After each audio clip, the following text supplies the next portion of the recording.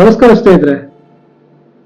ನಿಮ್ಮ ಜೀವನದಲ್ಲಿ ಯಾವುದಾದ್ರೂ ವ್ಯಕ್ತಿಗೆ ನೀವು ಕಾಲ್ ಮಾಡ್ತಿದ್ದೀರಾ, ಮೆಸೇಜ್ ಮಾಡ್ತಾ ಇದ್ದೀರಾ, ಆ ಕಡೆಯಿಂದ ನಿಮಗೆ ರಿಪ್ಲೈ ಬರ್ತಾ ಇಲ್ವಾ, ಅಥವಾ ನಿಮ್ಮನ್ನು ಇಗ್ನೋರ್ ಮಾಡ್ತಾ ಇದ್ದಾರಾ?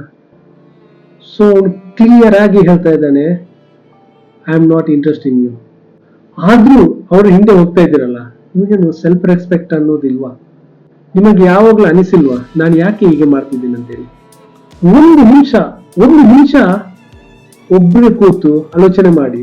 ನಿಮ್ಮ ಈ ಲೈಫಲ್ಲಿ ಎಷ್ಟೋ ಮಂದಿ ನಿಮ್ಮನ್ನು ಕಾಯ್ತಾ ಇದ್ದಾರೆ, ನಿಮ್ಮನ್ನು ಮಾತಾಡುವ ಹಂಬಲದಲ್ಲಿದ್ದಾರೆ. ಅಂಥವರನ್ನು ಬಿಟ್ಟು ಇಂಥವರ ಹಿಂದೆ ಹೋಗ್ತಾ ಇದ್ದೀರಲ್ಲ, ಇಂಥವರ ಹಿಂದೆ ಹೋಗೋದರಿಂದ ಯಾವುದೇ ಪ್ರಯೋಜನ ಇಲ್ಲ ಸ್ನೇಹಿತರೆ.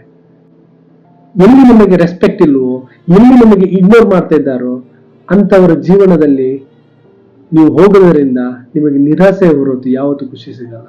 ನೀವು ಭಿಕ್ಷೆ ಬೇಡ್ತಾ ಇದ್ದೀರಾ, ಭಿಕ್ಷೆ ಬೇಡುವುದರಿಂದ ಭಿಕ್ಷೆನೇ ಸಿಗುತ್ತೆ ಹೊರತು ಯಾವತ್ತೂ ರೆಸ್ಪೆಕ್ಟ್ ಸಿಗಲ್ಲ. ತಿಳ್ಕೊಳ್ಳಿ. Thank you.